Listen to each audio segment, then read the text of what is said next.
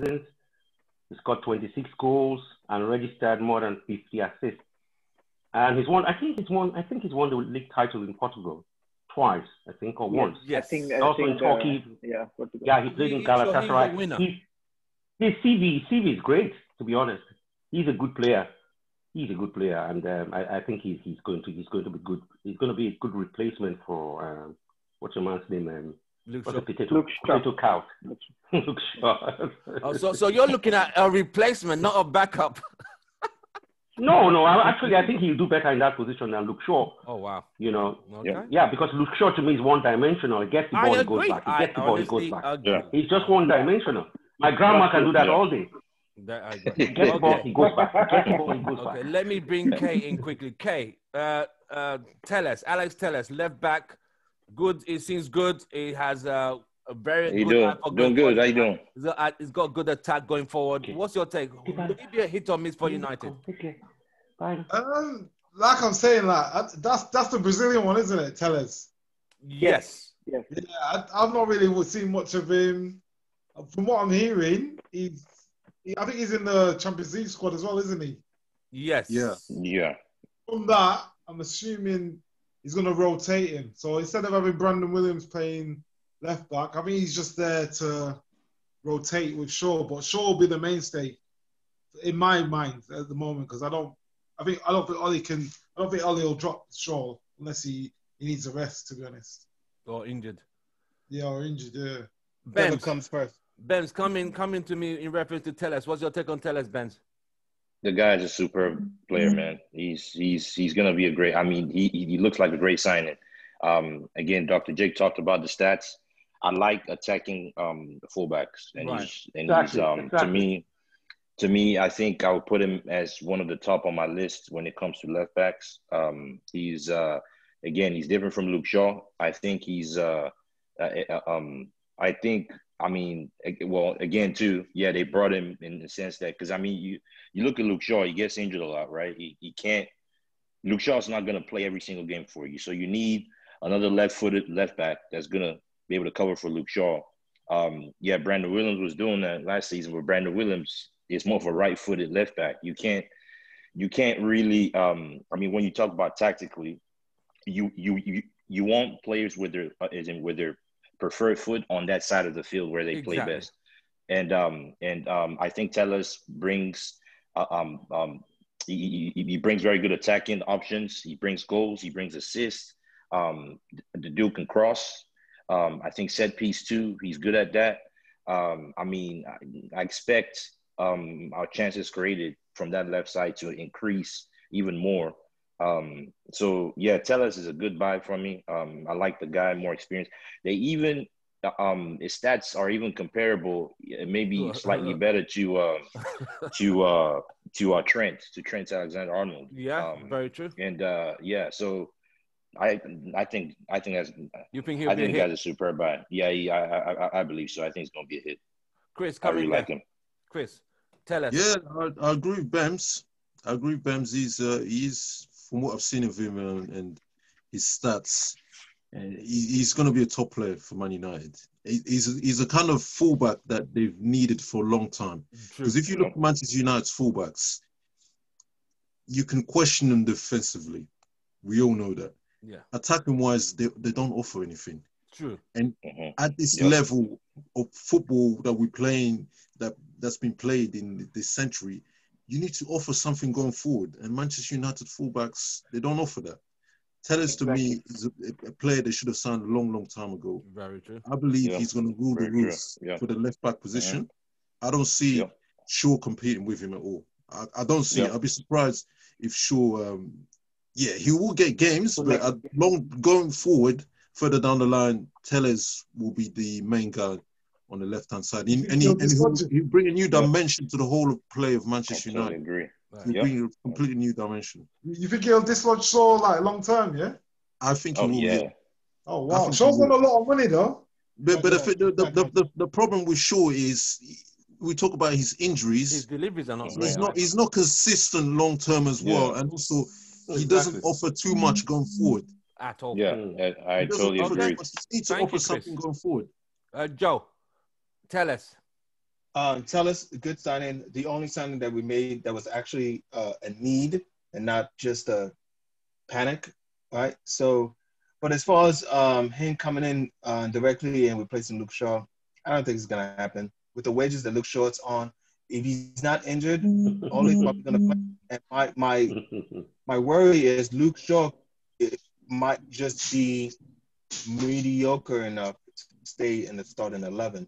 Wow. Why when Ole will probably start trying Telles in cup games and maybe lower Champions League games. Right? It's basically Luke Shaw's position to lose. So Luke Shaw basically have to mess up to get Telles on that. Wow. Yeah. So but I like the signing. I like him. He's a good option. I don't really think they're gonna split time between him and Daniel James with them. Did we get rid of Dallo? We did. No, we didn't get rid of him. We just put him out on loan. He's gone on loan to Ole possibly moving Williams over to the right. Since he's a right foot. Yeah. Okay. And he's a better attacking option than Wan-Bissaka actually right now. Like if you move him to the right side. And Shaw. Okay. Yes. Sam. I like Thank you, Joe. Yeah. Sam, tell us. I'm not going to add any new thing than what our friends already said. Obviously, he has a better pedigree than Luke Shaw, and already he's proven at the European standard. He played more than 120 games for Porto, and he played at the Champions League. The good thing about Telles is like he's not played as a left flank, like left back, like a classical left back, who's just gonna do a different defensive role and just run down the left flank. He also somebody who can score goals. He will basically add a different dimension to our attack. He will also create a more chances from on the left flank. He will also take a lot of pressure off the defense because of his attacking capability. And also he will basically give Solskjaer some kind of avenue to create, change the formation, maybe the way that Joe just mentioned. Maybe he's going to actually push William to go on the right flank, just play on the right side, and maybe he will be a better fit than Wan-Bissaka to attack more. So that's it. The Telles is actually adding a more versatility to our squad. So he will definitely a good buy. I think better than a lot. I guess, to be honest with you, if I sum up, the Van de Beek and Telles are the best buys for this window. And I'm not going to pick which one is better than others.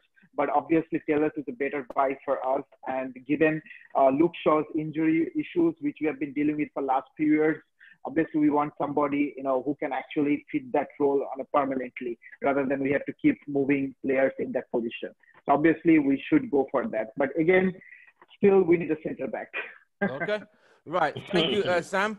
Let's talk about our last final signing, the one and only Edinson Cavani, Uruguayan striker, well known. They call him the shooter, as because of his gun celebration when he scores. The last time I watched it was last World Cup. I've not seen him play for PSG in the last 2 years. I just haven't. Well, we'll start with Chris. Cavani, hit or miss for United, age 33. I'd say it's a hit. I understand when people say he hasn't played for a while. Yeah, I get that, but I mean, he didn't want to continue with his contract at PSG. Right. He wanted to move on. He's a kind of striker Man United we've been craving for a while. I understand, yes, we have Martial there. We want him to grow. But this is a striker who knows his trade. He's been scoring goals for a long, long time. And people say he misses chances. Well, most strikers miss chances. The most important thing is that he's always in the right position to score goals. And also, he's a leader as well. The squad leads a leader, and he's a winner. More so the leader, because right now, with the squad that Manchester United have, they lack leaders. Look at Maguire. You cannot tell me Maguire's a leader. Maguire's not a leader. He should not be the captain of Manchester United. So what's going to happen with Cavani? I think he's going to ruffle feathers there. He's going to ruffle feathers. He will not take mediocre performances from people, and he's going to be outspoken in the dressing room, which the squad needs, because he's going to help Bruno, enough vocal players there. There aren't enough vocal players in the squad, and it's needed. So to me, I see him succeeding at Manchester United. I do. Okay. Dr. J, chipping from what Chris said. Cavani. Yeah, he needs no introduction. He's a very good striker. His record speaks for themselves. 341 goals since 2007 in Europe. 6 league titles with PSG, 200 goals for them. Won the Ballon d'Or. Is it the Ballon d'Or? Sorry, the highest goal scorer in both League One and Serie A. He scored 50 times for Uruguay in 116 appearances. I mean, it's a no-brainer. I know he's on a 1-year contract, first of all, with the option to extend, you know. It's a good signing. He's a good signing. He's a lethal striker, to be honest. Okay, so you think he'll do well with United? He'll do well at United. I hope so, because when you come to the EPL, you know the pace. Yes. You never know. But then he's a goal scorer. He's a fox in the box too, and he scores all sorts of goals, headers. He scores all sorts of goals. So I think he'll do well. I hope so. Okay. You know. Thank you, Dr. J. Kay, Cavani. Yeah, even though he's a panic buy, I think he's, like Chris was saying, he's just, because obviously he was on a free, so the fact that they left it so late to sign him shows that it's a panic buy. But I'd rather have him than Josh King. Yes. He's played Champions League. He's played at the highest level. The only factor that I'd say is the negative is his age. But for me, I think he's one of those robust strikers that looks after himself. And generally, South Americans are quite durable. I know, like, obviously Sanchez had his issues and that, but Cavani is quite, he throws himself around. He's an old school throwback of a number 9 that we're missing. I know Marshall's done well, but for me, Cavani's... You need that physical presence. Yeah, and he's someone that will teach the youngsters and bring that winning mentality and leadership up front. Because up front, I don't see any leadership from Marshall, Rashford or Mason. They just look around, whereas Cavani will be like, he'll take it on and be like, oh, this is what we need to do. So I feel like he'll be a good signing. It's just how long will it take him to get fit and get what's it called, hit the ground running. But I think it'll be a good signing for us. It'll be like Zlatan again. All right. Thanks, Kay. Joe, Cavani. Cavani, good signing. In when you consider it and you think it in reference to Igalo, okay? That's the only reason why it's a good signing, because he is a replacement for Igalo in case something happens to Martial, as far as like if he gets injured or he goes through a string of games where he's just not playing well.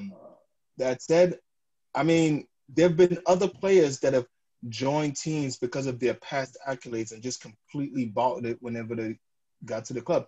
Higuain being one of them, you know, went to Juventus, he just went to Juventus and just died, right? So I'm not going to say that Higuain is the same as Cavani. Obviously, Cavani takes better care of himself. You know, Higuain looks like he likes to pint a little bit too much, but I like it. It's a decent signing. It's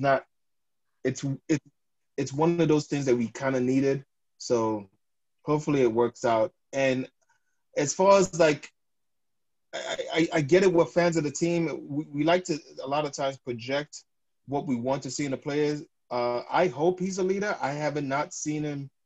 Like I figured whenever I watched Uruguay play, it's only seemed like Suarez was the leader in that team. So I haven't really seen anything that would say that I don't know how good his English is. And I don't know if he's the kind of player that feels like he can just come to a club like United, you start bossing shit around. Not everybody is Zlatan. Zlatan will go to fucking Mars and start bossing around Mars. It's like, yo, you guys do this, you guys do that. You know, not everybody's going to be like that. So hopefully it works out. He's a proven goal scorer. I like his form. He's kind of like a older Haaland, somebody where you just get him in the box and it's money. You know, kind of like Greenwood. That's another good thing about it, because I think he kind of has kind of like the same kind of game style with Greenwood, where he just created just a little bit of space and just boom, he's a freaking, you know. So it's a decent buy. I'll take it. Okay, Sam, Cavani. Yeah, Cavani, I mean, obviously he's a good signing considering we need somebody, an experienced player who basically he's bringing a lot of experience, and young players would definitely learn from him. And obviously, we need to understand that he's kind of a replacement of Igalo, who's not been in form since the break, So he's not been scoring goals in last few months. So obviously, we need a replacement of Igalo, and he's the best we could get since Cavani already proven at the European level.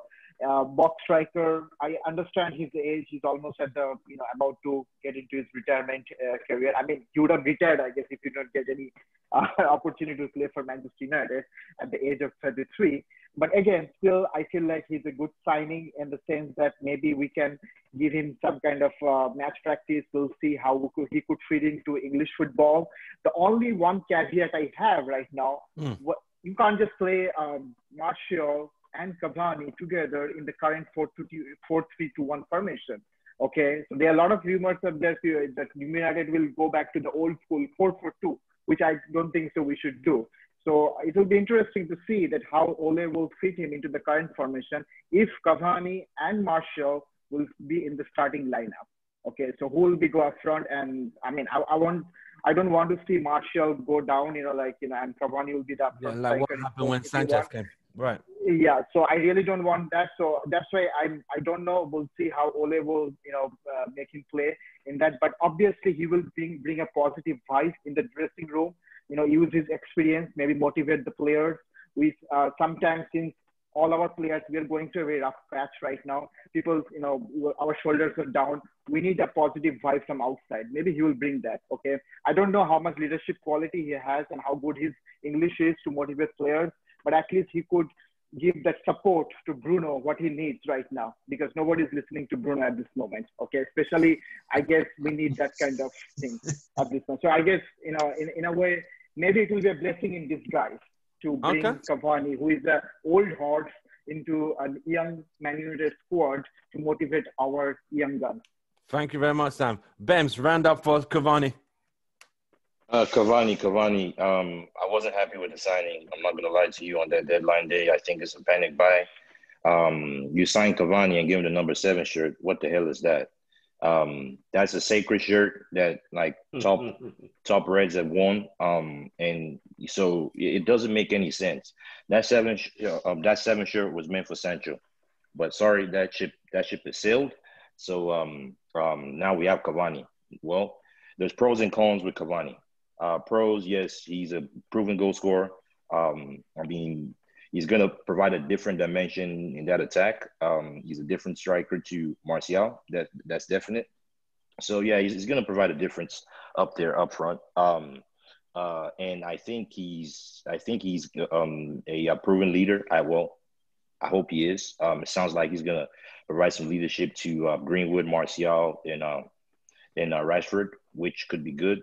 The cons is that he's 33. He's injury prone. If you look at his injury record the past couple of years, he's been injured quite. He's had a lot of injuries. I don't think a lot of people pay attention to that.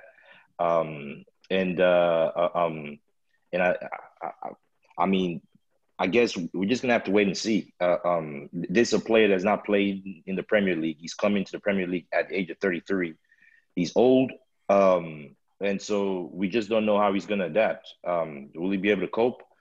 Yes, he's gonna score goals. I agree with that. He will score goals. But I'm afraid I really don't know. I mean, you sell Lukaku 18 months ago, and then you buy Cavani. Yeah, I understand Lukaku should have gone, but Lukaku, at least he scored goals. So I just don't understand the reason why we went for Cavani. I'm going to trust that it's going to work out, but I wasn't really a big fan of the Cavani signing and giving him the number 7 shirt. Right. Man, that was just stupid. I mean, that doesn't make no sense. Just one thing I want to add there in terms of number 7 shirt. Yes, Sam. Actually, I know that number 7 shirt is a sacred shirt, but we kind of, lost that reputation when we gave it to the snake, Di Maria. Yeah, but I think now it's being used. I think it's now being used as a marketing tool to sell shirts. So anytime they bring a big name in, I'm surprised they didn't even give the 7 to Ibrahimovic when he came in at the time. Exactly. He wanted the 9. He didn't want that shirt. That's why. Exactly. If he wanted that shirt, he would have got it 100%. He wanted number 9. He wanted 9. He wanted 9. Yeah. So I think it's being used as a marketing tool to sell shirts and make people forget the bad side of business. They're like, all right, we got number 7. It's all marketing, just playing with the minds of the fans. But okay, thank you guys. Let's move on to our next topic quickly. And we're not going to spend too long on this. We're just going to round up on the Spurs game. We're going to talk about what went wrong as the Spurs game, how bad defensively we were, and can they change mentally from that defeat? I'm going to start with you, Dr. J. Yeah, it was a disaster, wasn't it? After scoring first in 30 seconds. That was a disastrous game. And I don't like blaming players, but Maguire has been off form in so many games. Yeah. I don't know why he decided to play head ball tennis with what's your man's name? Bay. Yeah. I don't know if it's only me. Maguire marks our own players. Have you seen that? Have you noticed that? Yes, he seems to do that a lot of late. It's unbelievable. It's unbelievable. Remember, he did it in the semi-final against Chelsea. He headed by in the back of the head. He does it a lot.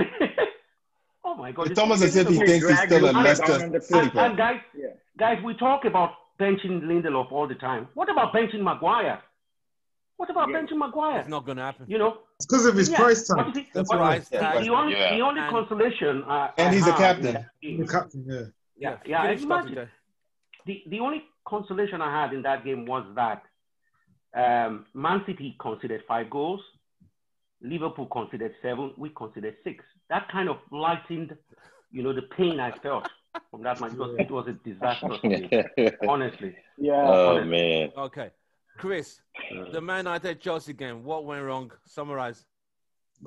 Well, you mean Man United Spurs, you mean? Sorry, Man United Spurs. Oh, my goodness. I actually started watching the game from the 30th minute. 30th. I think at that time it was 3-1. You were lucky. Yeah, it's 3-1. Yeah, it's 3-1. And then I saw the highlights at half time in terms of what went on, the shambles that went on at the back.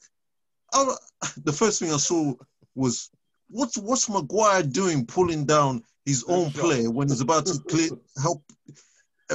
He's trying to clear the ball. And Shaw was in front of Maguire, who was closer to the ball. He throws him away and puts himself there, and the ball loops over him. It's incredible. I've been watching football for a long time. I've never seen anything like that before. I don't know about you guys. It was just unbelievable. It's comical stuff. And the second half, they came out and there was nothing. There wasn't a plan. There wasn't a strategy. I was confused by why they took off Bruno. Because Bruno's he's a most. We had room. There was a bust up in the locker room. Yeah, he had to go at Maguire. Yeah, that's as well. Yeah, that's what I was saying. But if you look at the whole thing, it's just bad management. In-game management is awful. There's no structure. There's no leaders on the pitch. Nobody's taking responsibilities. This Maguire guy is not a captain.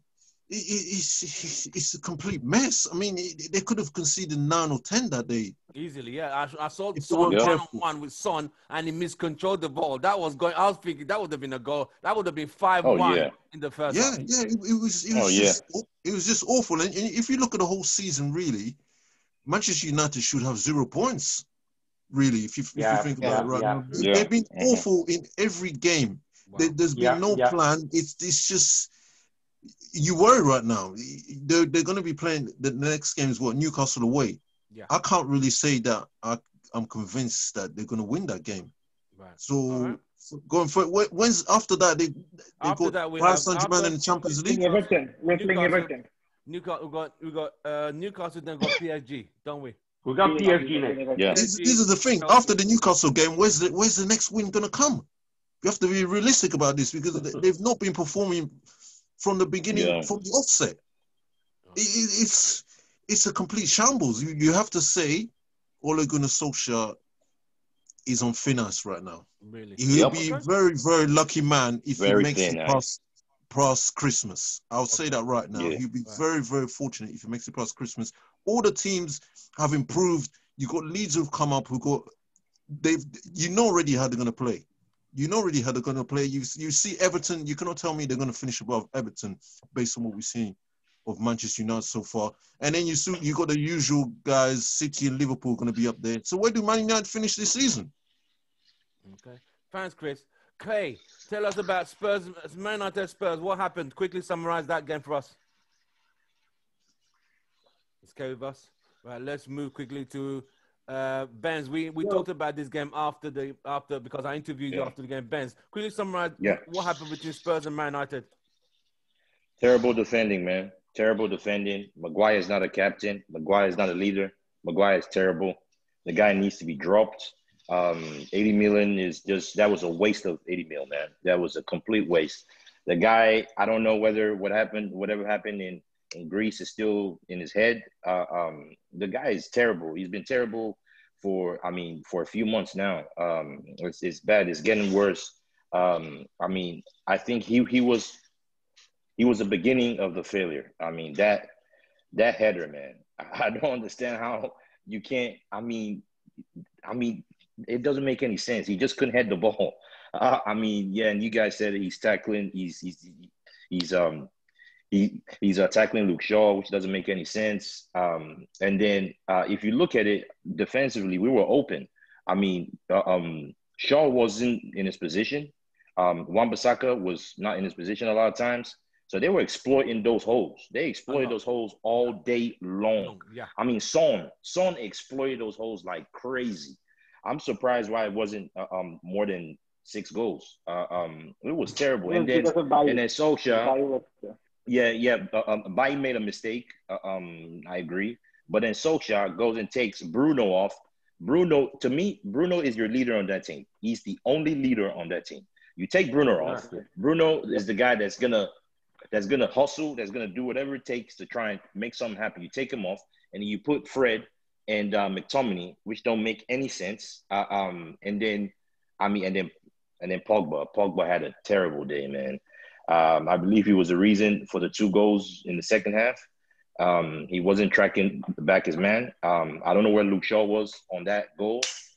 What's his name? On that goal what's his name scored? The right back.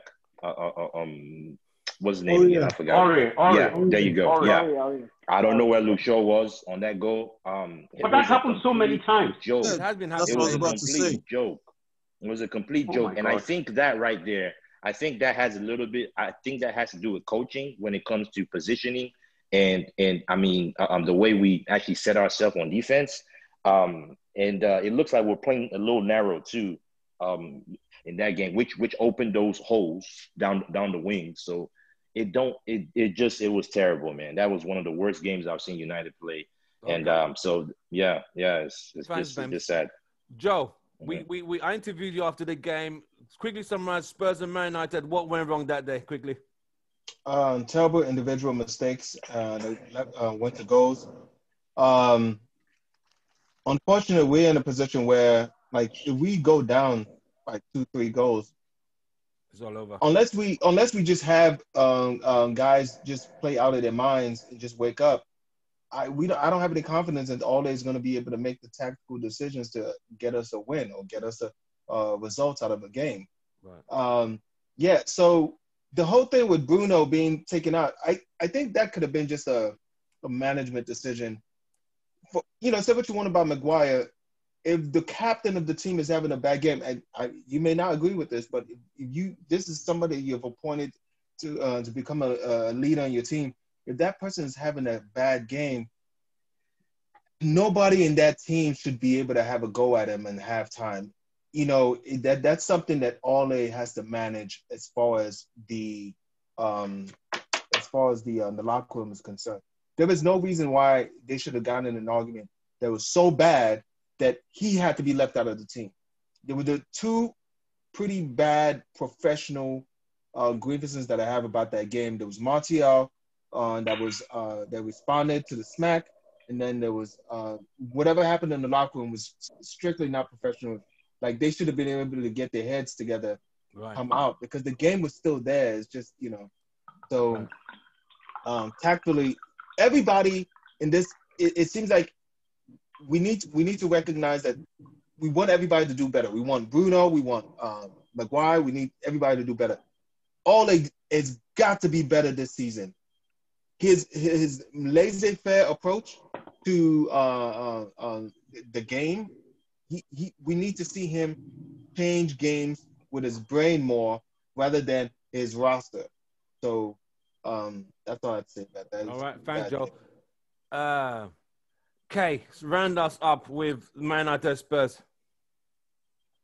So we got off to a great start, scored within 40 seconds, and then I think we just got carried away. We just got ahead of ourselves and thought, yeah, we're back against a top team, against Mourinho, and then bang, shell-shocked.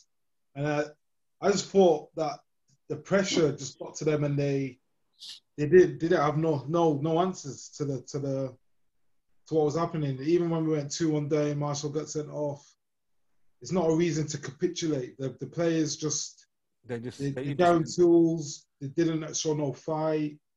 There was a clip I saw where I can't remember what goal it was. I think it was the 5th or the 4th one where you hear De Gea shouting at Luke Shaw saying, "Luke, run back, run." He says it about 4 times, and then he doesn't come back. They cross it, and it's a tap-in. And then De Gea shouts to him, "What the hell's wrong with you?" Like, and that for me shows that there's divides in the camp. I think the dressing rooms, and from the only reason I get to that is from when Luke Shaw said a couple of weeks ago that we need new players in the transfer window. For me, for a player to say that, that's very worrying. For a player to say that. It is very worrying. I just think I think behind the scenes is friction between certain players, and then obviously hearing about maybe the Maguire, Matic, and Bruno. I think there's some truth in that. I think the senior players are trying to take authority, but they're not leading on the pitch. So I think having Maguire as a captain has added to the problems instead of solving it. And it just seems like we haven't got a player that can deal with the captaincy at United. Pogba's had it. Maguire's had it. De Gea had it. It's like they can't deal with it. We just haven't got the right mentality. And for me, I heard today that Ole's got 5 games to sort it out. Where'd you hear that from? One of my friends on the football terrace, Terry, he's called. Oh, Terry, I like Terry. Yeah, I know Terry. He's a good man. Cool. But yeah, it's just, for me, it just looks like I've seen teams go down to 10 men and even win games and show fight. We just capitulate. Exactly. No fight. No fight. It's quite sad. I mean, I was watching it with the Houston Red Army, the guys in the forum here now. And at 1-0, we were all excited. Then 1-1, okay. 2-1, 3-1. It just got worse. Okay, we've seen 10 men fight. These 10 men just died. They literally just died. Even when Pogba was tracking back, you know whereby, okay, if I don't get this ball, somebody else. There's just like if one person's off position, everybody's out position. It's like there's no fighting feature in the team. Exactly. So if you see Luke Shaw's out position, it's like they don't reverse to cover. They're just like, oh, okay, let's hope the person is so sad. Well, we'll move on from the Man United Spurs game, which was a disaster. United have played 3 games and conceded 11 goals in 3 games. It's a bad start. It's only 3 games in. I get it. Is the pressure on Ole? Can he turn this around? We're going to talk now about Ole. Can he turn this around? Dr. J, start us off. Can Ole turn this around? His next games are Newcastle, PSG, Everton, RB Leipzig. Newcastle, PSG, Chelsea, RB Leipzig, Arsenal, Istanbul, then Everton. I tell you what, Tim, it could have easily been more than 11 goals. It could have easily been 20-something goals. Oh, wow. Because we would have considered 7 against Crystal Palace, 8 against Brighton, and then 6 against Spurs. So you're looking at 21 goals, actually. We were just lucky. Can Ole turn it around? I still believe he can. But you see, I don't want to blame Ole alone for this. The players are not showing any guts. If you watch Patrice Evra in the studio that day, he says he just wants to slap the players. I want to slap them because they're not showing any guts. We've lost 6-1 against Man City, was it? Yeah. But you could see the players were they cared. The second half, Rashford was so flat that it was unbelievable. It was the most excruciating 45 minutes I've watched United play. The second half, we never made any move to try and rectify the game. No care. It was disgusting. It was annoying. I couldn't believe what I was watching, honestly. But I do believe Ole can turn it around. I don't know. Something just tells me Ole can. So you are hoping the players. So Dr. J, you are hoping the players stand up. This international break will give them an opportunity to. We can't be blaming the coach. We've changed coaches so many times. It's true. Where is the fight from the players? Where is the fight from the players? Where is the fight to say, listen, I don't want my kid to go into school and they get laughed at. I'm going to, put my socks. I'm going to dig in. I'm going to fight down and try to rectify. I didn't see that. It was a nonchalant, I don't care attitude. Second half I watched. It was insipid. It was annoying. It was disgusting, to be honest with you. Right. But you believe Ole could turn it around? Oh, I believe so, yes. Okay. Yes, I do. Thanks, Dr. J. Chris, can Ole turn this ship around? You've heard the list of games: Newcastle away, PSG, Chelsea, RB Leipzig, Arsenal, Istanbul, and Everton. I think he's done, personally for me. I think he's done. Even if they win the Newcastle game, after that, I'm struggling to see which of the next 3 or 4 games he's going to win. PSG, Chelsea, RB. We're not being Leipzig. I can't see the Man United being any of those 3 teams. I think with me, I've always said this before. You give the right coach time.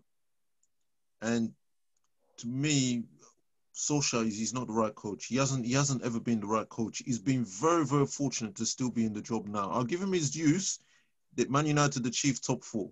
I actually still don't know how they managed to do that, but he was very fortunate because of the lockdown. But all in all, when you look at the whole big picture, it's been an underachievement for Manchester United. And I'll say this as well.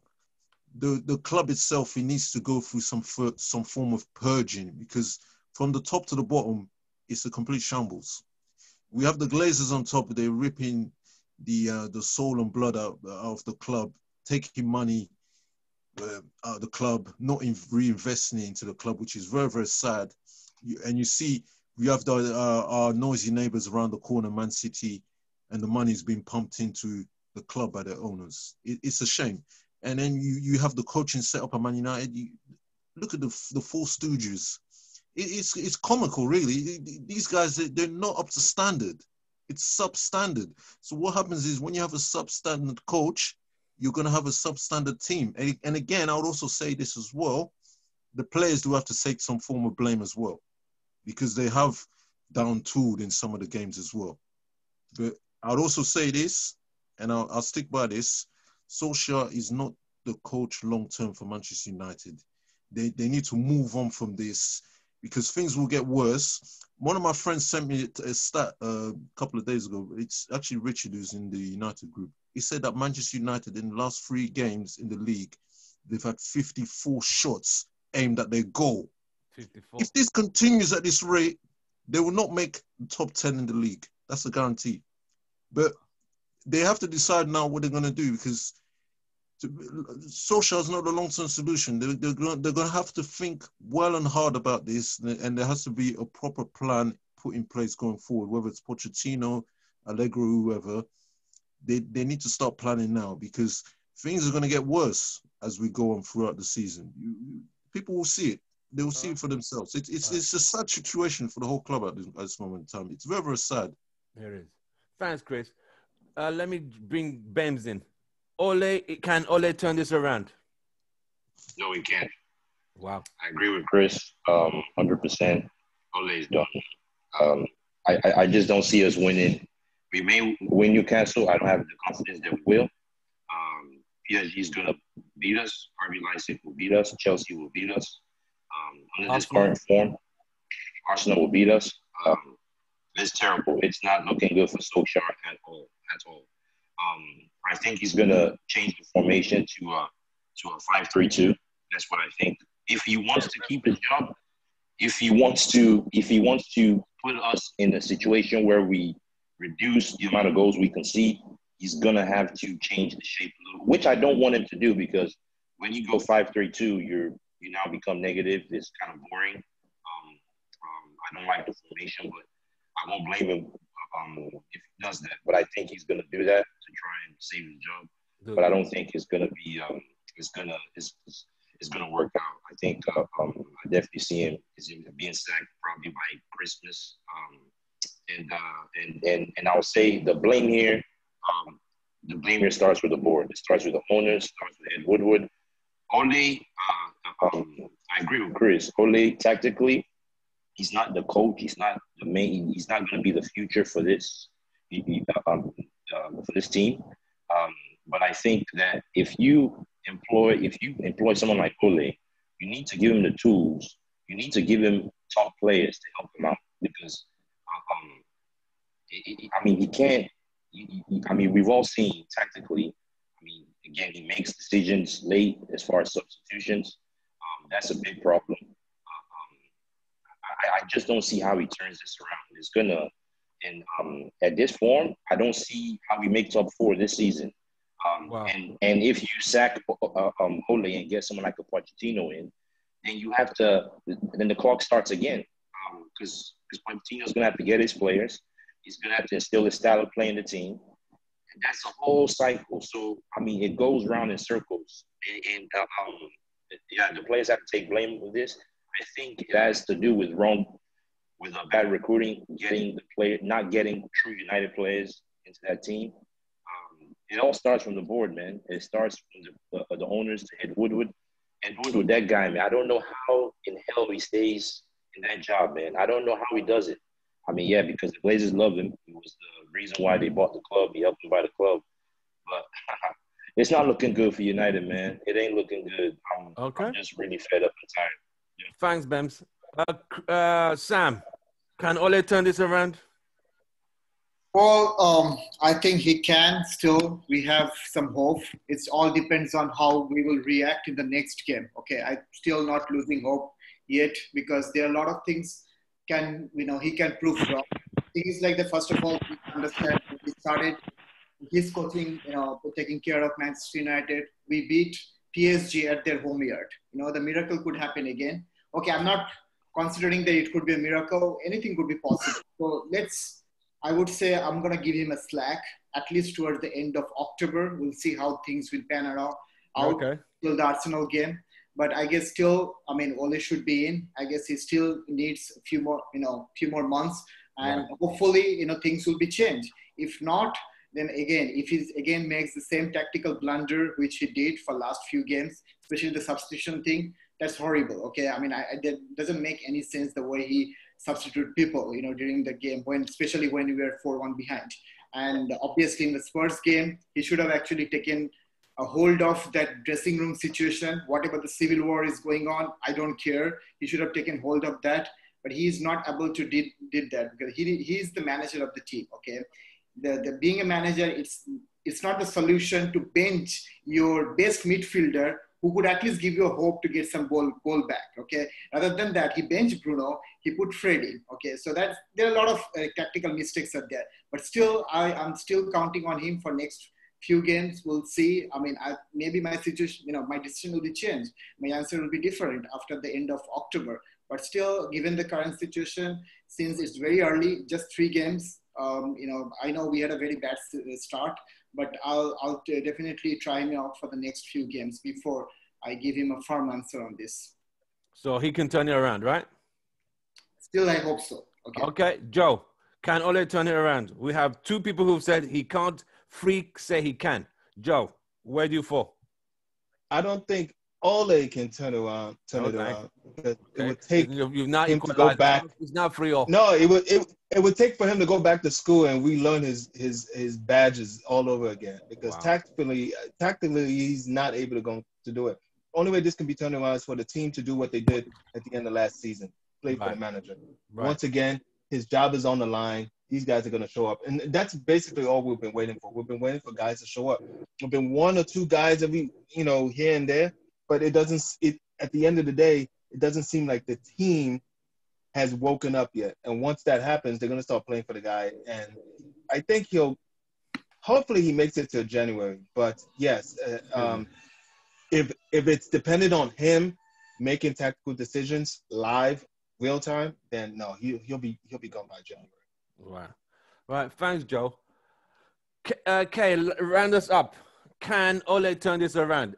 We've got 3 people here who said he can't. 3 people said he can. Where do you stand on this? I believe he won't do it. He can't. The only way he can is if he drops certain players and ruffles it. But I don't think he's got the balls to do it. Wow. Yeah. Like I said it after the Brighton game. Even though we won, I said it in the group. I said he's a dead man walking. You could just see by the response, the players. We don't control games, even against the lower league teams, the Crystal Palace, the worst teams. We can't control games. So for me, I don't think I think the nail's already there, ready to be. Poch is waiting for that job. He's watched. I think they've even spoke to him and said, "Bide your time." And I think the players have done tools. I think he's lost some players. I don't know if he's lost the whole dressing room, but I think he's lost some of the players already. And in week 3, right? Wow. Yeah, for me, he sat on the bench against Tottenham, just sitting. How many times did he get to the touchline and give a player a bollocking or give him information? He doesn't do it. Watching his monitor, which is what top coach does that? No one does that. He's a spectator, just like us. Oh man, there's no emotion. There's no leadership from him. So everyone's saying that there's no leaders on the pitch. He's not leading the team. So you can't expect the players to be like. For me, it's just it's a mess. You've got Bruno pressing, and other players are not pressing. Pogba and Matic are wide, and then it's just Maguire rugby tackling his own player. Exactly. One ball beats our whole midfield. Exactly. It happens so many times. Yeah. So Kay, you're saying he can't turn this around. You're saying I think he's going to be sacked. We have three who said he can. You are saying he can't. So it's going to be 4 people saying he can't. 3 said he can. I think he'll be gone just after the Arsenal game. They'll bring Poch in just before the Copenhagen game. Game 5, the 5th game in. Sorry, team. Sorry to interrupt you. Yeah. Kay, you said he needs to have the balls to drop second players. Which players are these you were talking about? So he needs to drop Maguire. 1. Mm-hmm. And I think there was times where he should have dropped Rashford, but Rashford seems like he's improved. But for me, I know Green was a good player, but he's only good offensively, and our wing. Like, the wide players don't help the fullbacks at all. That's very good point. Mason and Rashford, they don't help. So they don't track back. Wan-Bissaka and Luke Shaw always end up one-on-one, and you could see clearly the last 2 games, them fullbacks were lost completely, lost in both games. Yeah. They don't track back. I don't know why, but they don't track back. I mean, and it puts more pressure on the fullbacks. If you're a strong manager, I remember there was one thing where Fergie said to Evra, "Why do you keep passing back? If you don't pass forward, I'll take you off." Yeah, he said that to Evra, a lot of time. Well, all you need to do that. If you're not doing what I'm asking you to do, I'm taking you off. I personally agree with that, but not in the sense of starting lineup. I mean, I guess Ole still did a better job in terms of starting lineup. But, in terms of showing the balls, I guess it's more in terms of how we made the substitution. He did not make a good decision. I mean, but you know what it is with Ole? I think Pogba should be dropped. Hold on, one at a time. Everyone's saying he's done the culture and made it happy and good, but I think he's gone too far that way to the point where he's too pally with the players. They don't really respect him. They respect what he's done for the club, but I don't think they respect him as a manager. As a manager. Okay, I totally agree. That makes sense. Yeah, okay. I think Pogba needs to be dropped too, man. I think. I agree with you. he's not performing. He's not playing well. He doesn't personally. I don't think Pogba even looks fit to me. It doesn't look. It doesn't. Yeah. It doesn't look fit. I totally agree. He didn't look that good in France. I totally agree. He doesn't look fit one bit. How did he look for France? I didn't watch the France game. Did he look all right?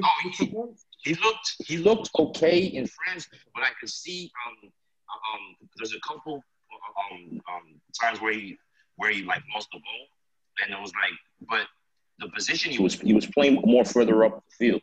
Right. I think you have more. He played a different position for France. Huh? Yeah, he played a different position for France. Yeah, he played a different position for France. So although he did lose the ball a few times, but I think he played better for France than he's been playing for United the past 3 games. So I think is it the quality? Is it the quality he has around him because you have certain players who are. You know, some players go for a bad patch, but a good team will just carry them. So you don't see the flaws. But when they're in a bad team and they're not playing, it is more exposed.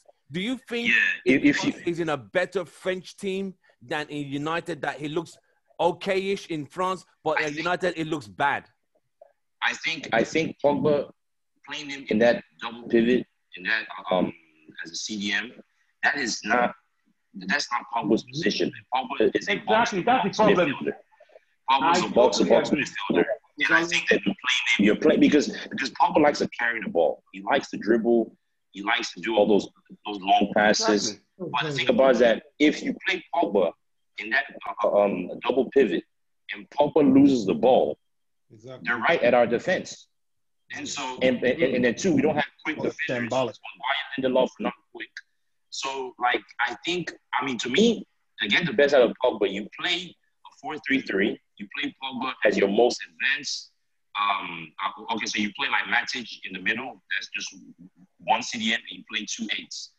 One of those 8s will be Pogba with more attacking is in license, and then Bruno can be like the other 8, who's going to be the box to box going back and forth. Because Bruno's got an engine in him. And I think you would, stand a chance to get a better performance out of Pogba. Pogba's not been playing in the right position. So, but on top of that, but on top of that, he's not on form. He's still not fit. So, it's just his decision making. I'm talking about Solskjaer's decision making as far as the team that he selects it's gonna cost him. It's gonna cost him his job. And, okay. After that Arsenal game, he's gone. Dr. J, chip in from what Benz was saying in reference to Pogba's positioning, how he played for France with a better team. Well, you can see it in United. A lot of goals we considered is from him losing the ball. He's played too deep. He doesn't know how to mark. He commits so many fouls. He marks from behind. He gives away so many fouls. And it's not his fault. That's not his game. Play him up front, like Vince rightly said. Double number 8. Pogba cannot mark his shadow. You can see the amount of free kicks he gives away. You can see the amount of mistakes he makes when he's deep. He's not supposed to be in there. He's supposed to be a bit up front so that when he messes up, somebody covers up for him. And that's the truth. He's in the right position in United. Well, I mean, obviously, we can actually blame on formation. Obviously, that's always tactics, tactical flaw, because he needs to play him in a right position, which he's not been playing for last maybe 2 years, ever since Pogba been playing under him. Exactly.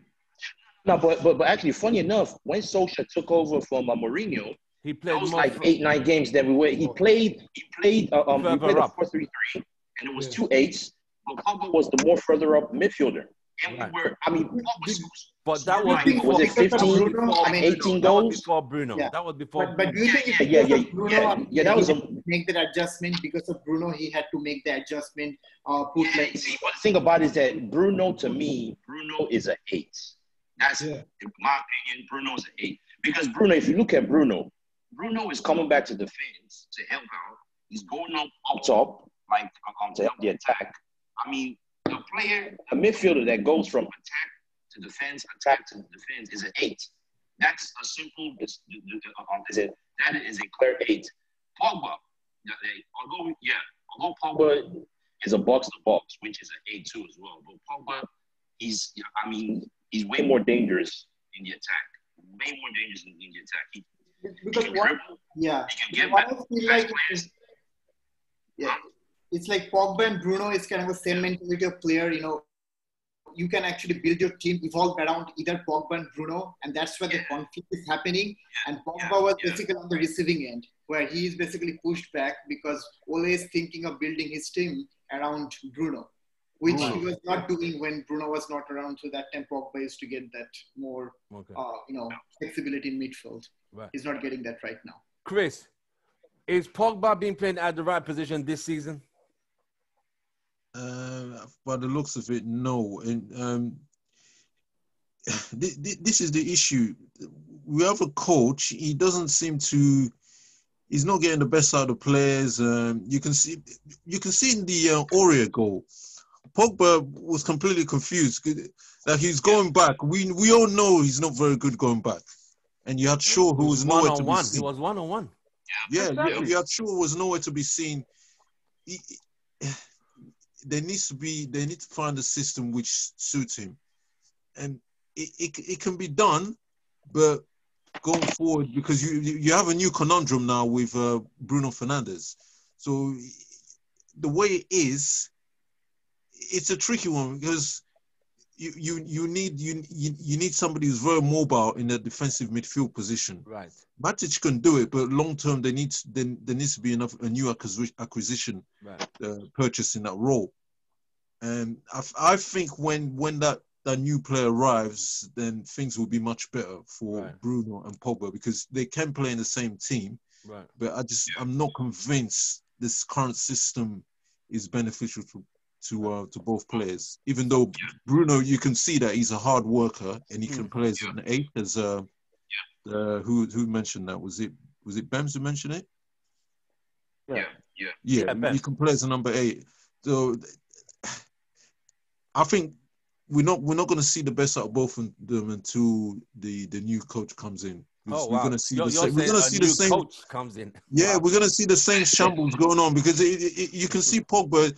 He shouldn't be running back, and he's been doing that a lot, too many times. If you see the Brighton game, remember Bruno and Pogba both conceded penalties. One VAR cancelled one, but both of them were the last men defending. You think where's Wan-Bissaka, where's Luke Shaw? And this is the problem, whereby every team, every player helps, but that's not the real work. They're supposed to help, not defend at the back, and it was terrible. Dr. J, coming in reference to United's, what is going on now, right? Whereby you're asking Pogba and Bruno to double up and defend on the right, whereby we have Mason and Rashford staying too far up.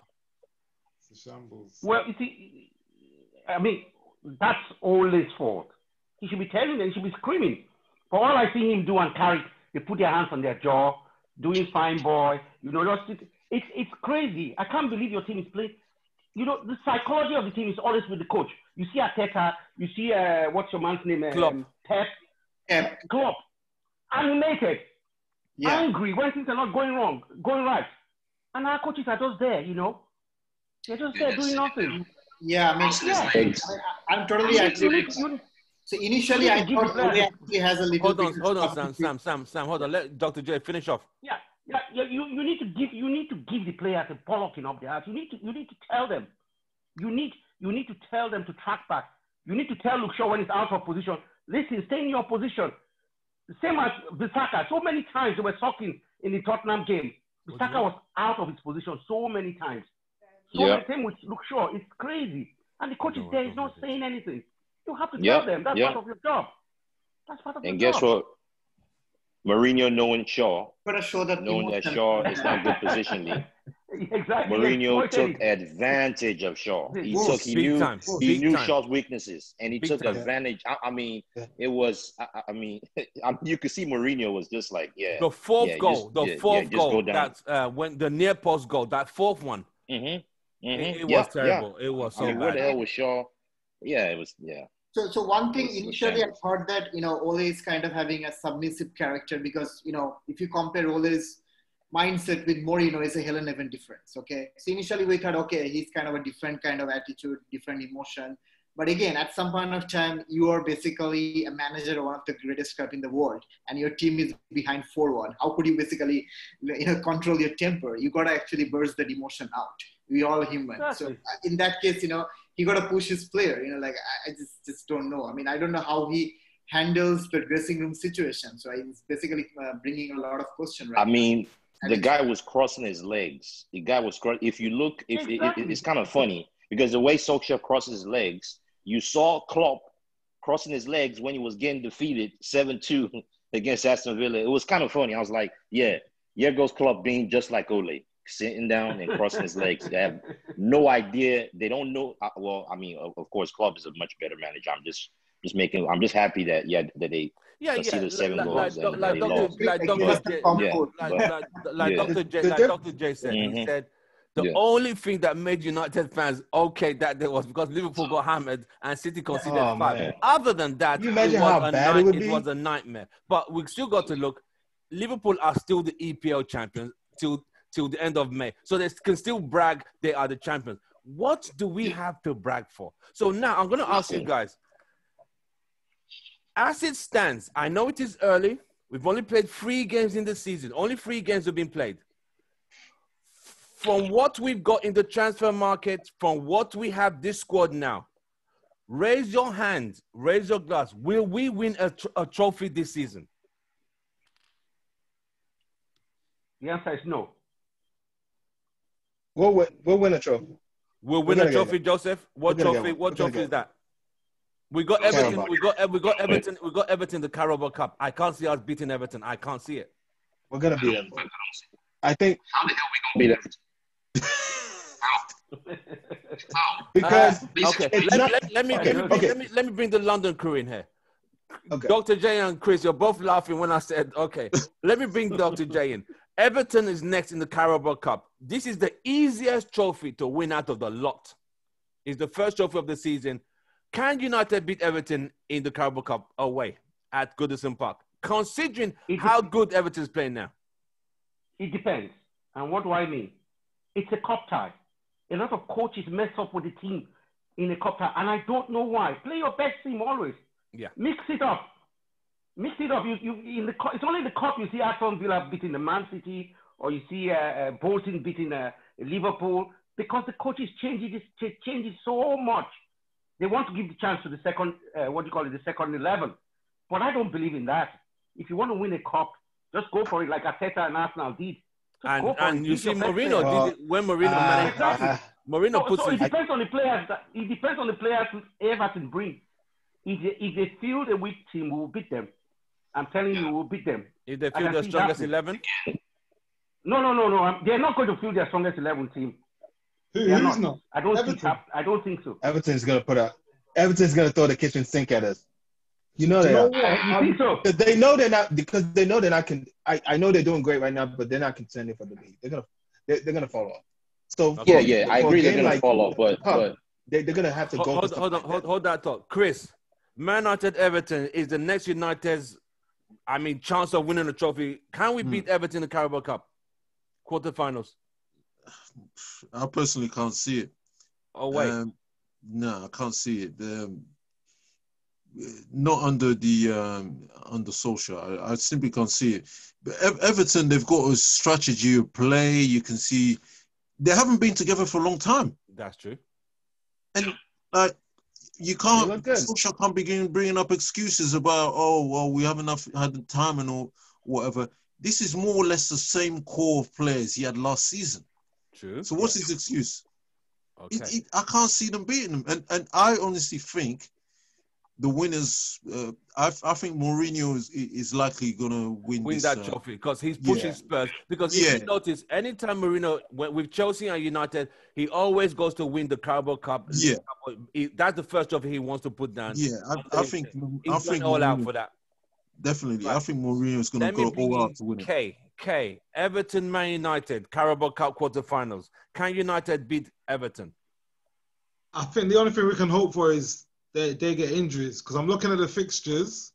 We've got Leeds on the 19th. We've got that game on the 22nd. And then on the Boxing Day, we've got Leicester afterwards. So there's no way you can even rotate the team much. Wow. And when I'm looking at Everton's fixtures, they've got Arsenal before and Sheffield United afterwards. So for me, and those are both home games for them. So for me, I can't see it. And for me, tactically, Ancelotti, with those players he's got, like they were missing, I can't remember, they were missing a couple of players in their last game. They missed Alan, they missed, and someone else. Put Tom Davies in there and another guy, and it didn't make a difference because of the system. Wow. And for me, I think for me, Ollie needs to focus on the league. Last season, he tried to go for three things, whereas that's the difference between a top manager and a mediocre one. When Mourinho was at United, he went for the Europa League and the Cup. He felt, forget the league. There's no point finishing second, third, or fourth.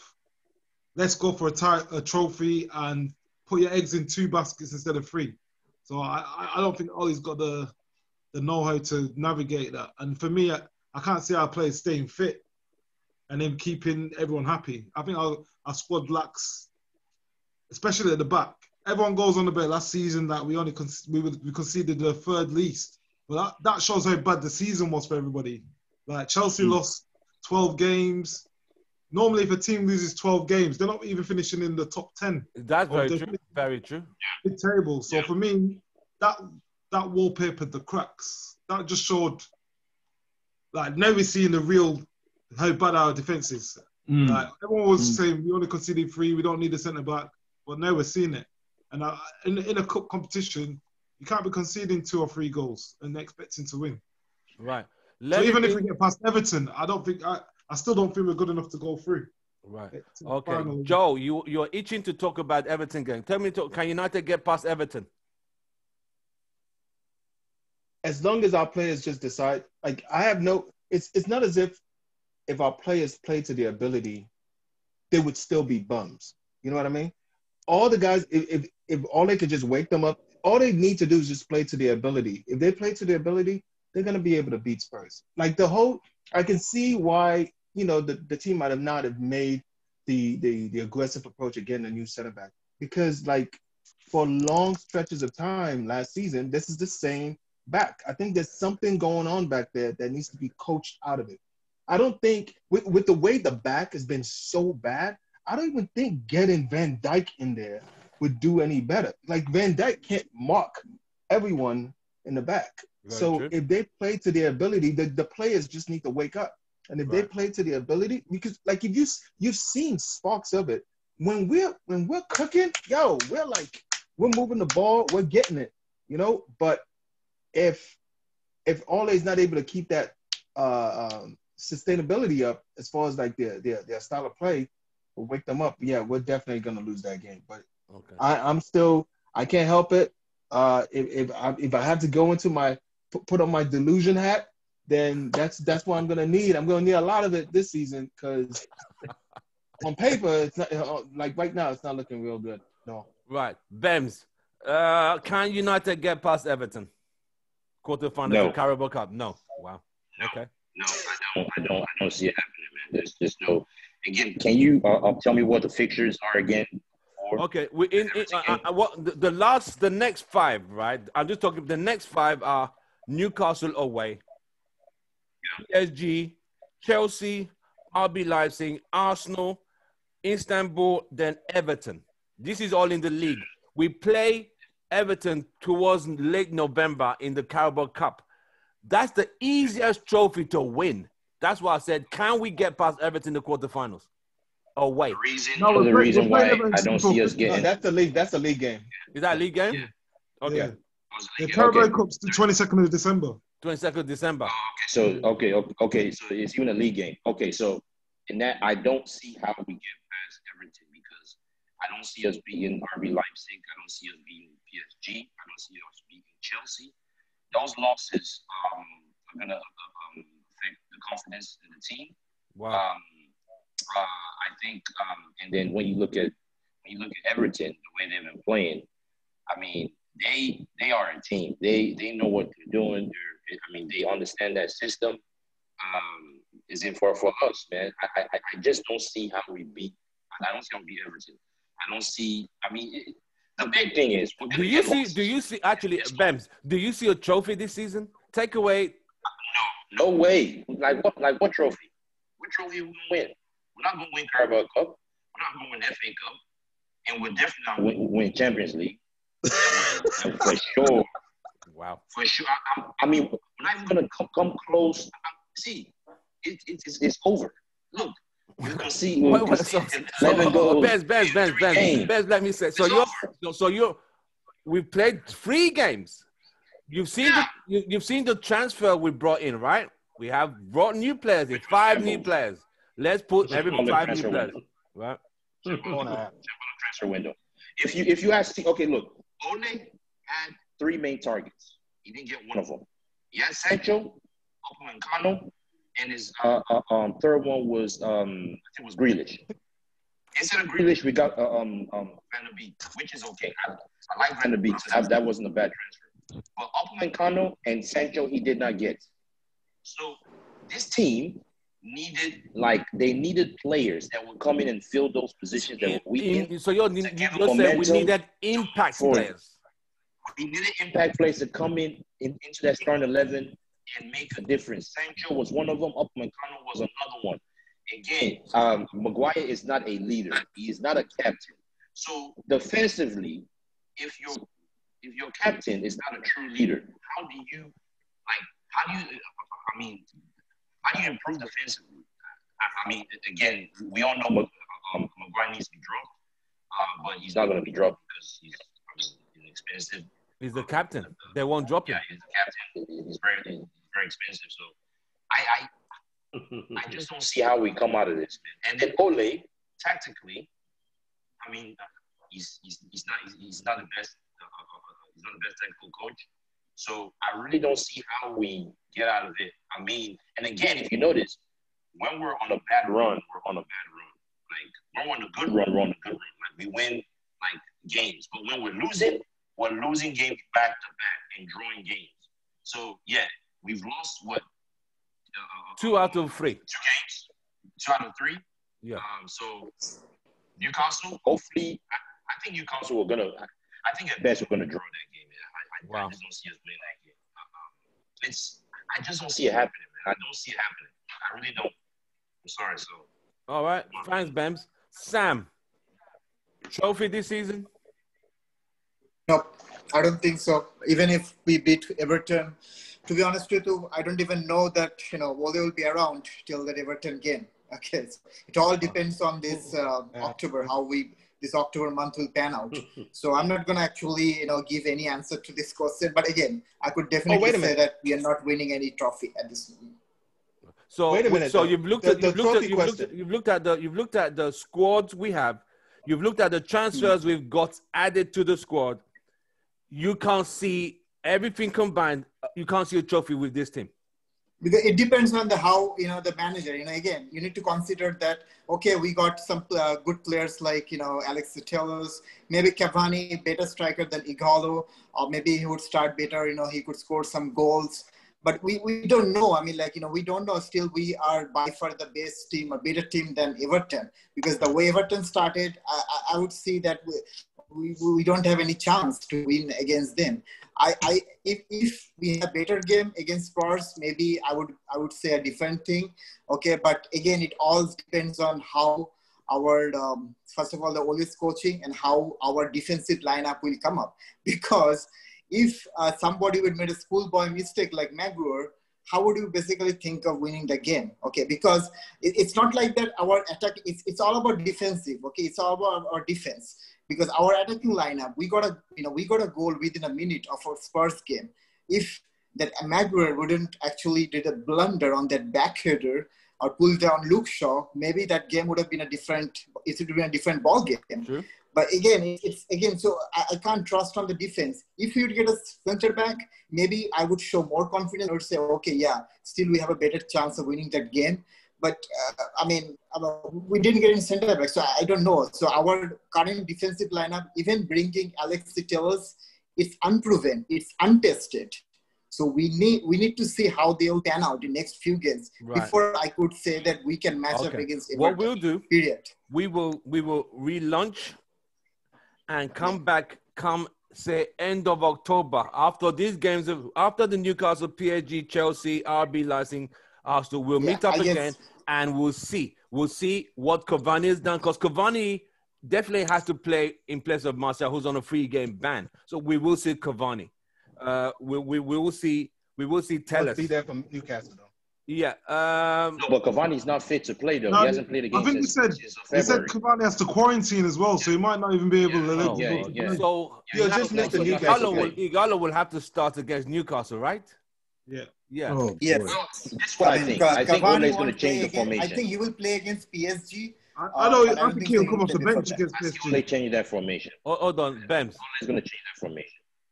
Yeah, 100%. Okay, what were you saying? I was saying I can't see Cavani even playing it. Like, he won't start until maybe the Chelsea game at best, because he's not played since March. Wow. Remember, he's not the preseason. Wow. Like, he needs match fitness, so he's probably. I don't even think they'll risk him in under 23 games, but he needs to get games under his belt. This is not good, Dr. J.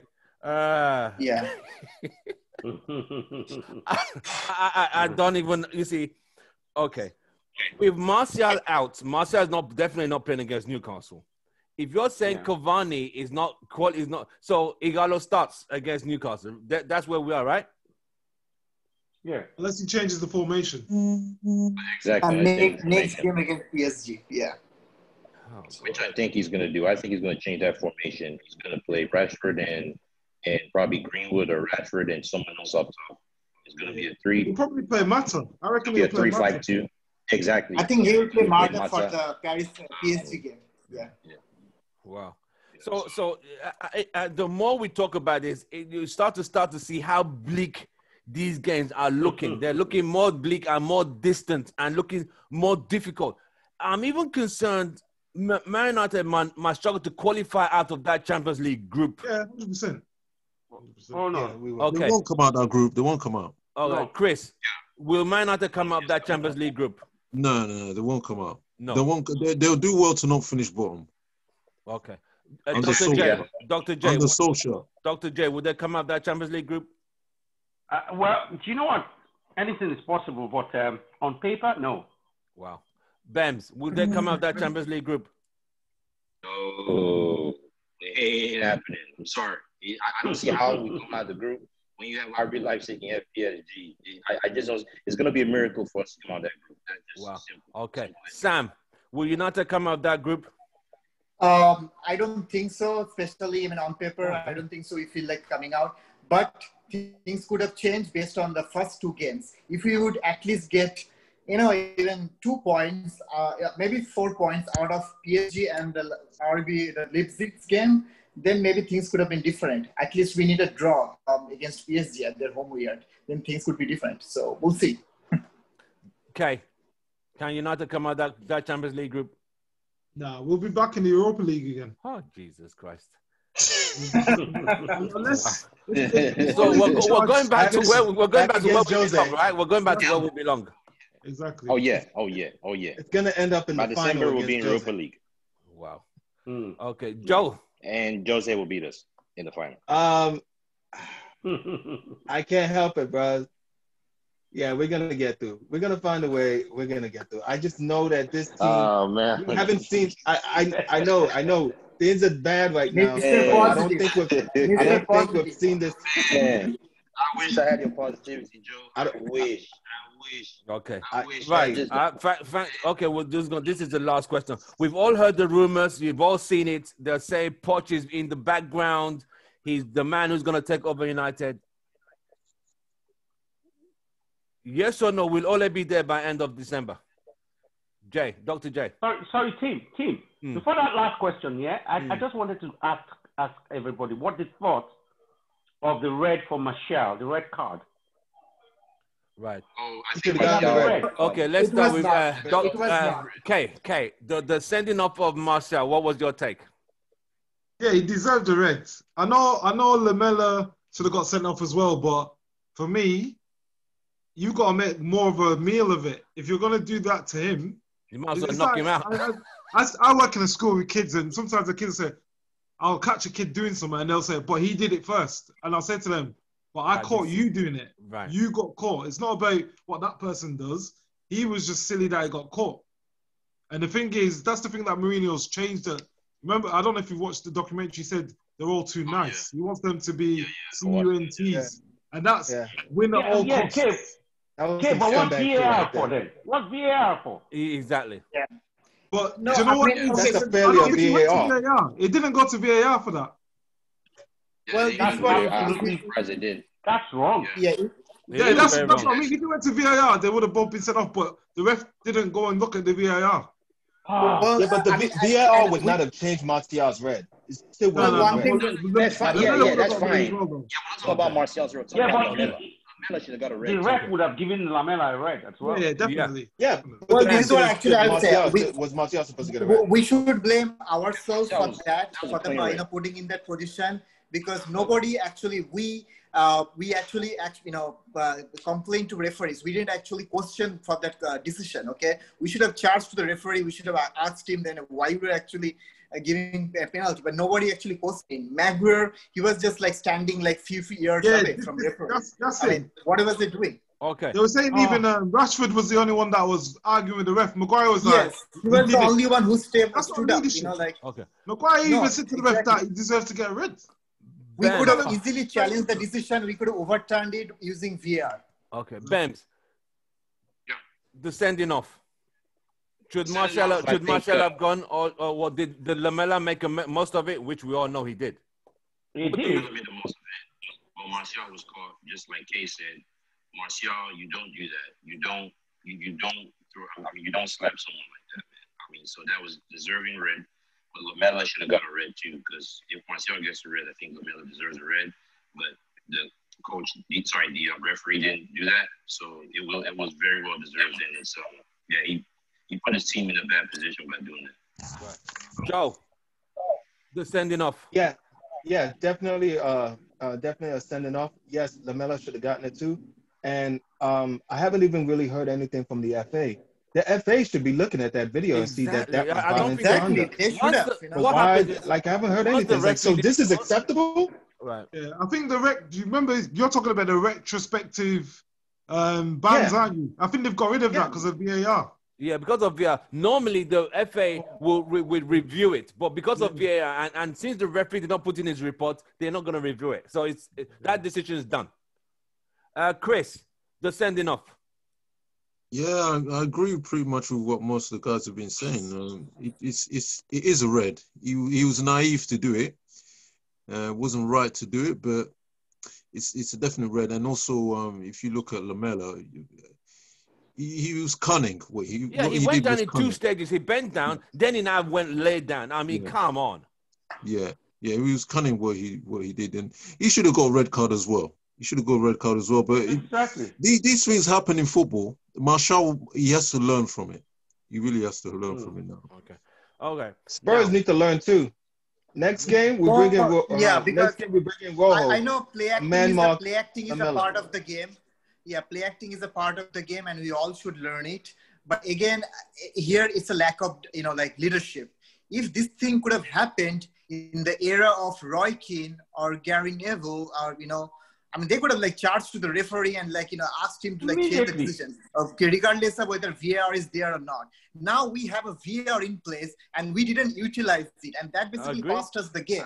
We don't even know what would have happened if that red card rule would be overturned. If we would have played 11 players throughout the game, we don't know what would have happened. Right. Okay. And guess what, guys? Guess what? What did Mourinho do at halftime? He took Lamela off. Yeah. He took him off. Exactly. Because he knew the ref will know he was conned. He knew the ref would know he was conned.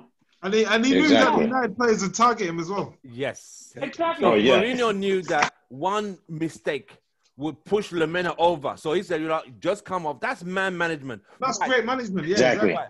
Let's look at the last question now is, we've all heard everything, transfers, Ole, tactics, everything we've talked about Ole.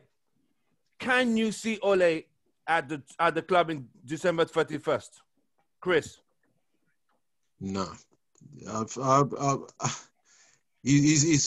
over and done with for him. It really is. I mean, he has himself to blame.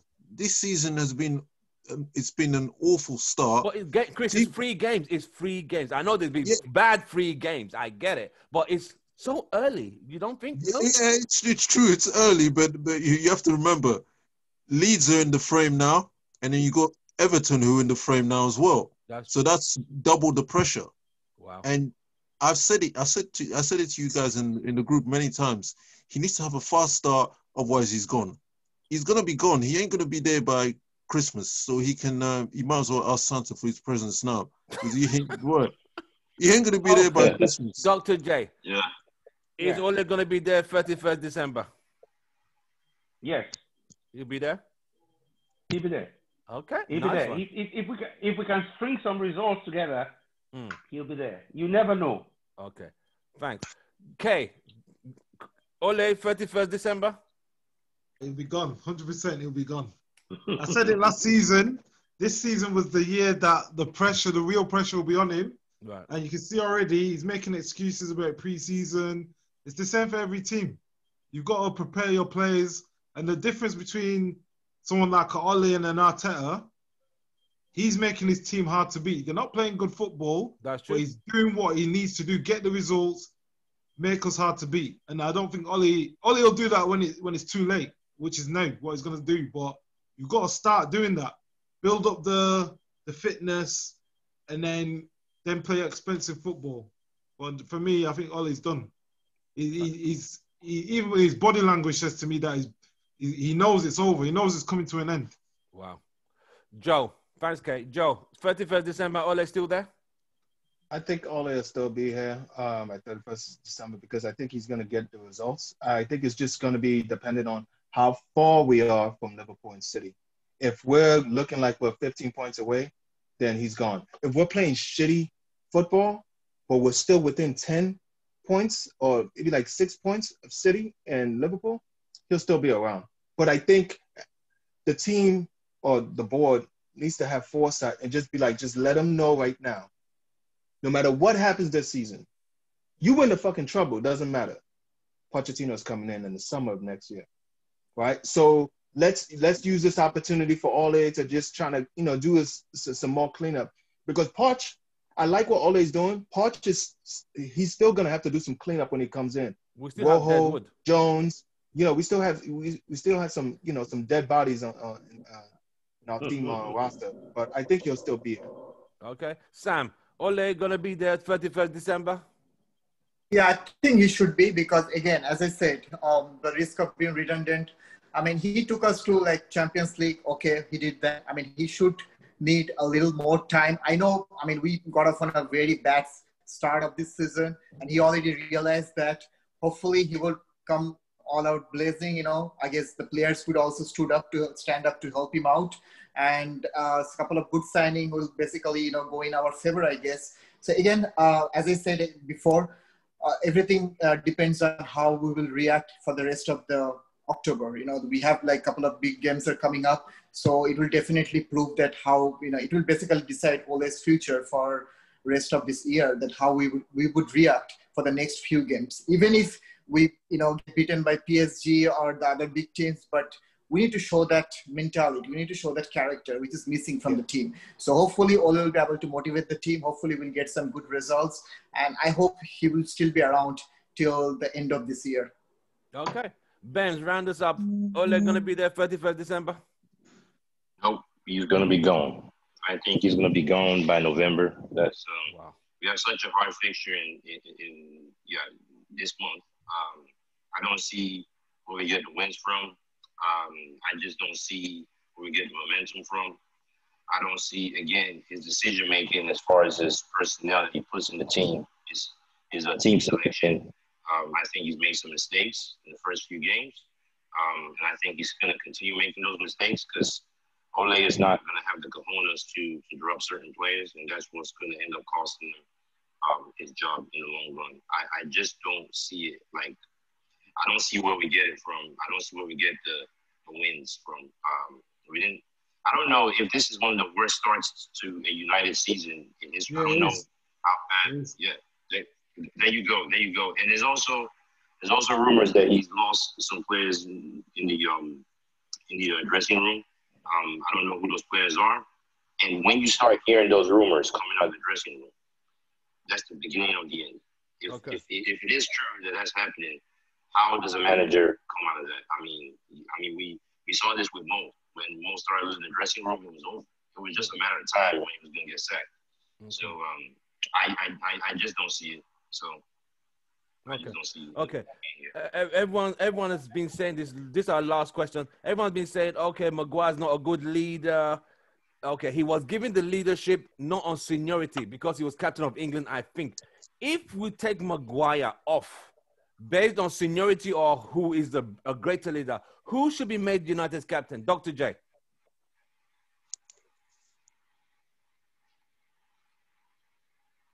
Mute. Yeah. Bruno. Okay. Yeah, he's a leader. Okay. Sam, if United decide to go with a different captain, who should they take? Who should be the next United captain? Yeah, I think it's kind of after Spurs game. It's kind of a no-brainer. It should be Bruno. Okay. Chris? I would say I would actually put Bruno's vice. I would have the hairs. The reason why I'm saying that because he's been at the club for longer. I get the Bruno definitely, but I'll still go with the hair. But even though when the players are out there on the pitch, it would be more Bruno who's got more of that influence when it comes to captaincy. He has more access to the field. Yeah, but I'll go with the hair because he's more of a senior figure in terms of the presence around the club. You know, he was made the captain sometime last season, and he said something on an interview, which was like he didn't like what United were doing, and Ole stripped him immediately. Yeah, it's true. I heard that, and again, that's it's a reflection of De Gea, isn't it? Yeah. Sorry? De Gea did that. Yeah, he said something that they didn't like, and they removed him as the captain. Yeah, this is the thing. This is it's a reflection of Ole, isn't it? Because he doesn't. I think he has a hard time dealing with players who are quite vocal and outspoken. It's gonna be. That's why it's gonna be interesting when Cavani comes in because he's not gonna be. He's not going to be a mute Mo when he comes there. He's going to be outspoken. So we're going to see how that pans out. But I still believe they're here. But even though I say that, when the players are out there on the pitch, it will be more of the more of the Bruno having the influence on the pitch. The balls. Say the balls. The kahuna. Bruno has the balls to tell people to their faces. There's different types of leaders, though. There's different types of leaders. Okay. No one's even considered Matic as a leader. I've got Matic. That's what I was going to say. I'd have Matic. I think Matic would make a good captain. I think, and then Bruno the vice because he's got that. I think Matic is, but the problem is, would he start all the games? That's the reason why. That's the problem. Matic to me. Remember when Carrick was the captain? He didn't start every game. True. Okay, I'd have either Matic. No, Matic is not going to start enough games. I'd have Matic 100%. Right, Bems. If Maguire is stripped, who should go? Who should not be the United captain? Bruno. Simple and short. Bruno. Bruno's a leader. Bruno. You can see him yelling at his teammates when they're not performing. You saw him yelling at Lindelof. Yeah. That Sevilla game. That's what a leader does. That's what a leader does. Exactly. I think Ole giving Maguire the captain when Maguire was only like a few months in the team, told me that there was no leader in the team. There was no one else that could do it at the time. Maguire. And Maguire himself is not even a leader. So I think Ole, him putting Maguire as a captain, that's the beginning of his downfall as a manager. How the hell you give Maguire a captaincy? He just came in. You give him a captaincy. He wasn't even a captain at Leicester. At Leicester City. So, like, what told you that he was a leader? I think captain Bruno's of the guy, England man. And captain of England, where you meet the player once every 4 months, is completely different from day to day. Yeah, very different. That's very different. You can't convert to. That's a different. You can't compare that to club. Yeah, you can't compare that to a club club football. So Bruno, no brainer. Football is more important than the international as well. More over the season anyway. Yeah. So who would you take as United next captain if Maguire is removed? Who me? Yeah. Oh. Yeah, I'd have Matic. You'll have Matic. Matic, and then maybe Vice. I'd have Bruno, maybe. So like, who's the current vice? Who's the current vice at the moment? Do we have a current vice? Who's the vice? De Gea, I think. De Gea. No, I don't think it's De Gea. I don't think it's De Gea. I don't think it's De Gea. I think it's is De Gea? I don't think it is. I think it might even be Matic, actually. Maybe it's Matic, yeah. It might be Matic, or it might, Joe. I don't know. If United go take Maguire away as the captain, who should step in? Unpopular opinion, I don't think Maguire should be dropped as the captain. Shouldn't be dropped. Because I don't think he should be dropped because Bruno's game is not going to get better because he receives the captaincy. But Maguire's game could cost Maguire's game because of his confidence if you take the captaincy away from him. I think it's too early, by the way, to strip somebody of the captaincy. I know 3 bad games. So we're going to tell any future captain of United, you get 3 bad games and that's a wrap. No. Some people. No, he's had more than 3 bad games though. It goes towards the tail end of last season. He goes to the end of last season, man. He got way a lot of time than he should get. Yeah. Against Spurs, he was terrible. He was terrible against Spurs. The Sevilla game fooled him. When I saw against Sevilla, Go on, Joe. I just don't want a culture where if you just because it's going to happen to every player. No player is flawless, a standard 8 and 9 all the time, unless you're freaking Cristiano Ronaldo and Messi. I get it. So he needs, I think just right now, we can have this conversation again in about a month after this string of games that we have, right? All they needs to be able to sit him down is like, hey, you're my guy, all right? You are my guy. Now I'm with you 100%, but now you got to give me 100%. And because this is a big club, you got to take it. You got to make sure your place as the captaincy has got to be off my hands. Your game needs to be what keeps you in that captaincy. If not, then it's out of my hands. There's nothing he can do.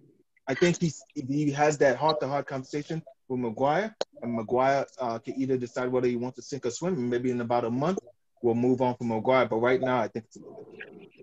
Because you see, the essence of a captain is the manager is the captain represents the manager on the field. You saw Keane and Ferguson, even though they clashed, but Keane represented Alex Ferguson on the field. Exactly. Yeah. So he would bully, he would scream even at Schmeichel, at Neville, he would blame himself. But at the same time, the players were scared to underperform because they knew Keane was going to be like, get it together. But Maguire, when they concede the goal, look at Maguire's body language. He's looking around like,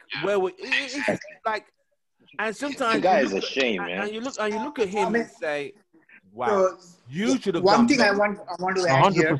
Look at when. Yeah, Sam, quickly go. Sam, quickly. Yeah, one thing I want to add here. Okay, so the way we don't know what is going on in the dressing room, right? It's totally, it's not possible for us. Right. The way we are assessing Maguire's captaincy right now, based on how he is reacting on the field, okay? And after having captaincy for more than a year, the way he reacted in the Spurs game, that's unacceptable to me. Okay, that's why I don't want him to be captain. Okay, I want that to go to someone else.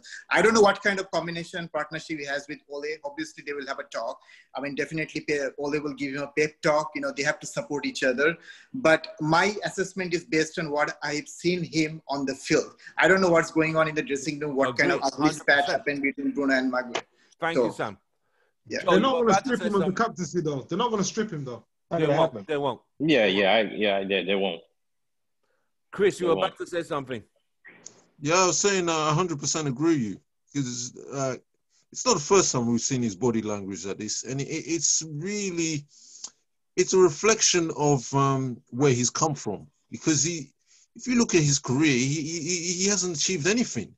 He's been relegated 4 times. How can he just come into... How can he just come into Manchester United and it's very true, though. There and be the captain? That's completely disgraceful. It tarnishes the names of the great captains Manchester United have had in the past. Is that his fault though? Is that his fault? No, it's not his fault. It's not his fault. But his fault is the manager that the picked manager's him. fault. The manager will pay for it. He will pay for it. Evra said this. Evra was a captain. Evra was a leader. I mean, you got to look at this. In the past, United have had more than one leader. They've had a captain and other vocal leaders. But now, it's kind of like one captain who can't really do much. Then no one is vocal, apart from Bruno now, who pulled up Lindelof in the Sevilla game, which was a disaster. And you saw, who else?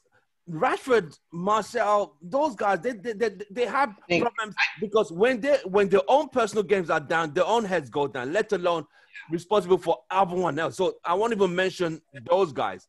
I'm looking at Matic, Bruno, I was thinking even Mata, but Mata doesn't play a lot.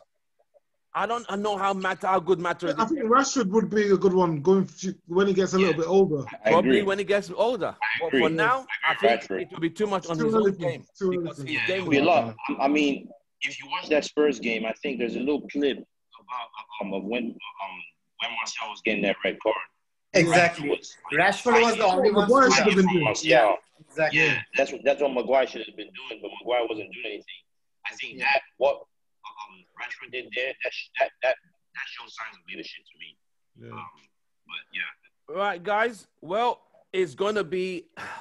Hopefully, this time next week we'll be getting ready for the Newcastle game. Hopefully, we win. I would never wish United, regardless of who's in charge, even Billy the Butcher in charge of United. I always want United to win the game. I hope for the best. I want to thank you guys, especially the guys for London, Chris, Dr. J, Jude, Kay, you guys. I know nice it's late meeting you guys. London. Thank you guys for coming on the show. It was very nice meeting you guys. And it was nice, guys. Well done, guys. Thank you very much. I really appreciate it because you guys are 6 hours ahead of us, and you know. I enjoyed it. Good night and good evening. We will meet again. Hopefully, we'll meet again after the Arsenal game. Hopefully, Ole is still there, and we'll talk about it. Well, guys, London, maybe that will be our first question to start with. Yeah, London. Good night, Chris. Good night, Dr. J. K. Thank you very much. My Houston, my Houston, Joe, yeah. My Houston crew, good we'll afternoon. Be back. Good evening. All right. All right, God bless. Thank you, guys. Have a good day. Take care. Nice one. Bye. Peace out. Yeah, be safe.